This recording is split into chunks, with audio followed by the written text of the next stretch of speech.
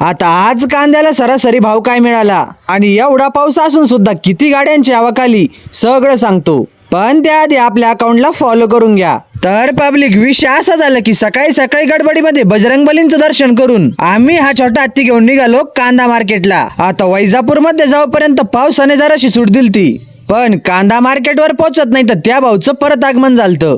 आता म्हणलं सकाळपासून पाऊस चालू असल्यामुळे आज जरा कमी आवक आली असेल, पण तिळवणी शिरसगावच्या कांदा मार्केटवर कमी आवक येईल असं कधीच झालंच नाही. कारण जेव्हा मी वरती जाऊन बघितलं तेव्हा या वाहनांची संख्या बघून समजलं की आज सुद्धा भरपूर आवक आली आहे. आता पाऊस जरासा कमी झाल्यामुळं आम्ही ट्रॅक्टरला मागं पुढं करून गाडी लावण्यासाठी जागा करत होतो आणि तेवढ्यात आता इकडं लिलाव सुद्धा सुरू झालता. आता पावसाचं वातावरण असल्यामुळे व्यापारी सुद्धा जोरात बोली लावत होते आणि आता आपल्या कांद्यापर्यंत लिलाव येऊन पोहोचला होता.